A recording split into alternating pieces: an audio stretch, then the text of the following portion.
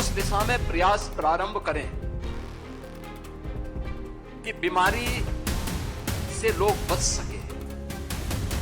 यद्यपि यह आपके पैसे के विपरीत होगा, क्योंकि आपको बुरा लगेगा कि बीमारी नहीं आएगा तो डॉक्टर का क्या होगा।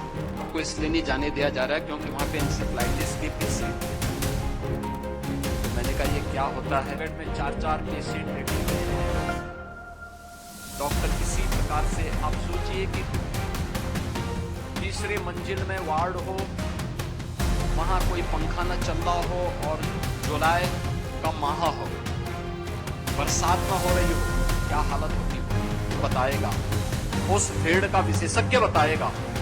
तो बहुत सारे लोगों को इनके जीवन को बचाने में एक बड़ी मदद हो सकती है और ये मानवता पर एक बहुत बड़ा उपकार हो गए। तो इसी में उनको ये लगता था कि अब तो मुझे कोई बीमारी है ही नहीं, तो फिर मैं यहां रह के क्या करूंगा।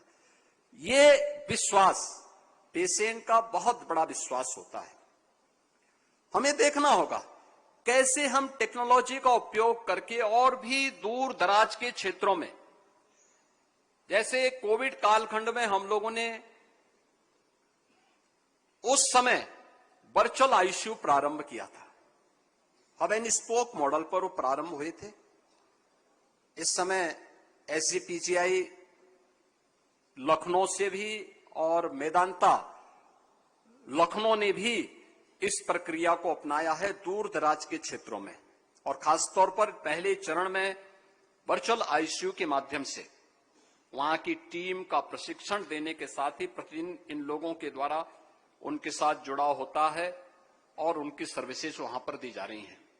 टेली कंसल्टेशन की सुविधा, दूर में बैठे हुए अक्सर हम देखते हैं, हम लोग केजीएमयू में जाते हैं, देखते हैं एक दिन में जो वहां की ओपीडी पर डे की होती है और 10,000 12,000 लोग लाइन में लगे हैं। अब जिसको सर्दी जुकाम है, सामान्य वायरल फीवर है, टेली कंसल्टेशन की सुविधा देकर के हम उसको हॉस्पिटल आने से उसके खर्चे को भी रोक सकते हैं और साथ साथ जिन मरीजों को आवश्यक हो उन्हीं को हॉस्पिटल तक लाने और उन्हें बेहतर कंसल्टेशन वहां पे डॉक्टर फिजिकली दे सकता है। बाकी वर्चुअली ये सुविधा उन्हें उपलब्ध करवाने का कार्य हो सकता है। उस सेंटर में, लोकल की सीएससी में, लोकल के हॉस्पिटल्स में बिठा करके हमें उससे ये सुविधा उपलब्ध करवा सकते हैं। हमें इस दिशा में उस प्रयास को आगे बढ़ाने की आवश्यकता है।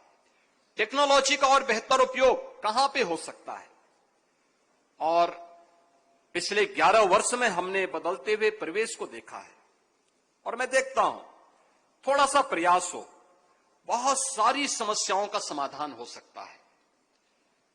खासतौर पर हम उस दिशा में प्रयास प्रारंभ करें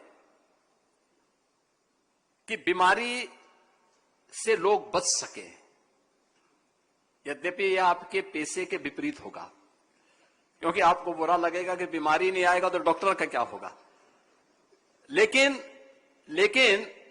आप सोचिए कितने लोगों को आप क्वालिटी लाइफ दे सकते हैं। मुझे याद है हमारा जो ईस्टर्न यूपी था,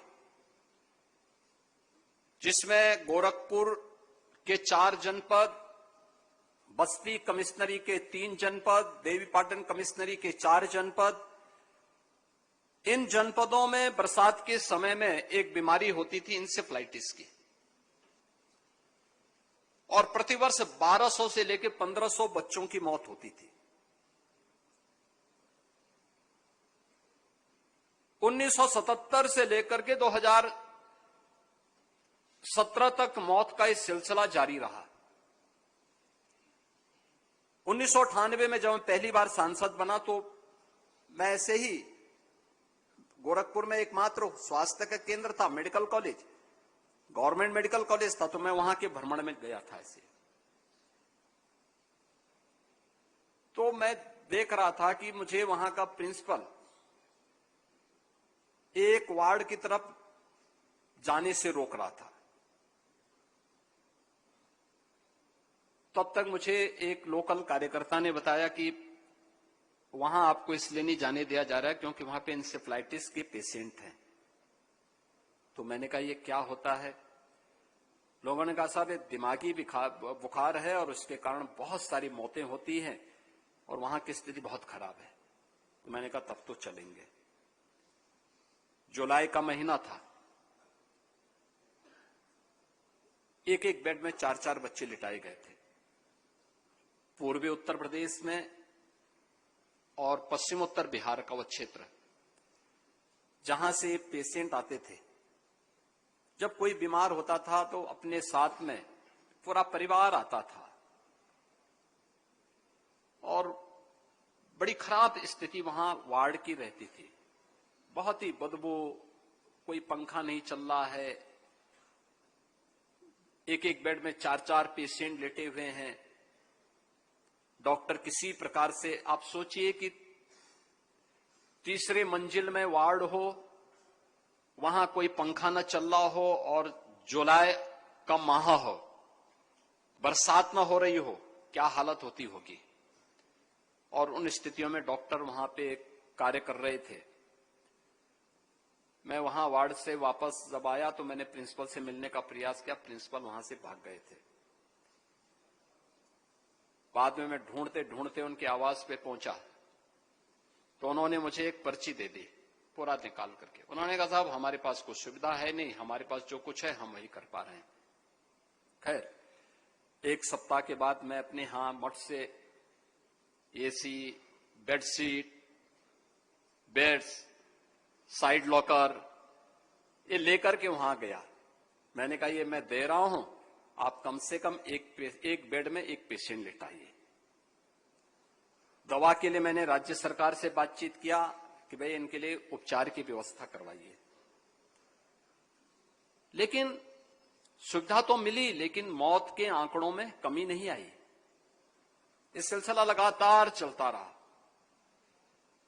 17 में जब मेरे सामने भी उस समय यह था कि भाई मैं सांसद हूं तो आंदोलन ही कर सकता हूं या संसद में ही मुद्दा उठा सकता हूं।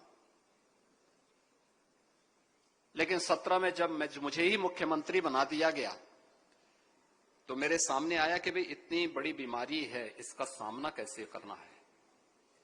मैंने शासन के ही अलग अलग विभागों की एक टीम एक साथ बनाकर के स्वास्थ्य विभाग को इसका नोडल विभाग बनाया और एक साथ अभियान प्रारंभ करवाया। आप आश्चर्य करेंगे कि 40 वर्ष में 50,000 से अधिक बच्चों की मौत पूर्वी उत्तर प्रदेश के अंदर हुई थी इस बीमारी के कारण।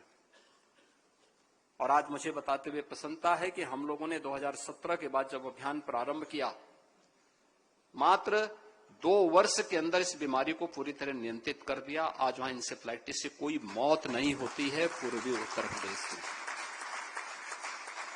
आज वहां सुविधाएं अच्छी हो गई हैं।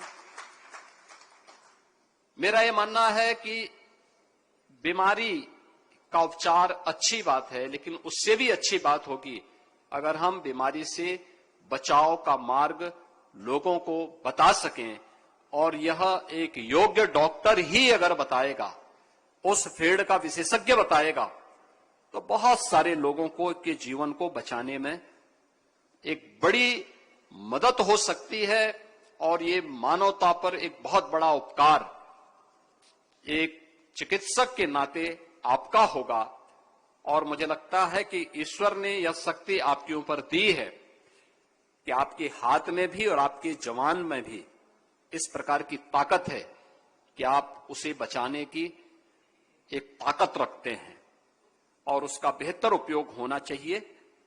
मैं आज के इस अवसर पर मेदांता नोएडा के शुभारंभ के अवसर पर डॉक्टर नरेश त्रेहन जी को, मेदांता परिवार को एक बार फिर से हृदय से बधाई देता हूं, पूरे मेदांता परिवार का अभिनंदन करता हूं और उनसे इस बारे में आग्रह करूंगा कि नोएडा के बाद अब एक बार फिर से पूर्वी उत्तर प्रदेश की तरफ आपको जो नए केंद्र बनाने हैं। डॉक्टर प्रवीण चंद्रा तो गोरखपुर के लिए तैयार हैं, ऑलरेडी वो तैयार हैं, क्योंकि उनके फादर भी डॉक्टर थे गोरखपुर में। और उनके फादर के न रहने के बाद, यद्यपि मैं उनसे कहता हूं कि हर महीने आप आया करिए, अपने पिता की विरासत को थोड़ा संभालिए, क्योंकि उनका पुश्तैनी घर भी गोरखपुर में है। तो अगर वह वहां पे करेंगे, हम लोग सहयोग करेंगे, पूरा अच्छा रहेगा, वहां बहुत अच्छा केंद्र बन सकता है। और पूर्वी उत्तर प्रदेश का मतलब यानी पूर्वी उत्तर प्रदेश में 5 करोड़ का लोड तो गोरखपुर पे है और 5 करोड़ का वाराणसी पे है। इतने लोगों को वहां पे अच्छी हेल्थ सर्विसेज की आवश्यकता है। यानी केवल पूर्वी उत्तर प्रदेश में गोरखपुर ही नहीं है, नॉर्थ वेस्ट बिहार भी है और नेपाल भी आता है। ये गोरखपुर पे निर्भर करता अपनी स्वास्थ्य सेवाओं के लिए। और वाराणसी की जब हम बात करते हैं तो वाराणसी का मतलब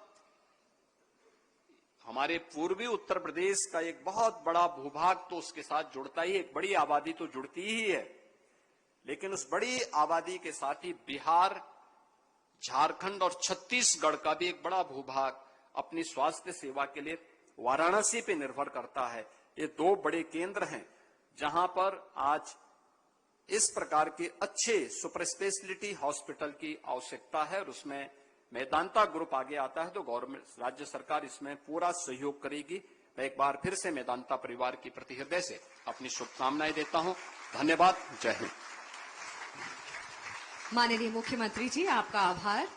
आपने हमें उत्तर प्रदेश की प्रगति और स्वास्थ्य क्षेत्र की ओर और सजग किया। एक बार फिर से आप सभी से अनुरोध है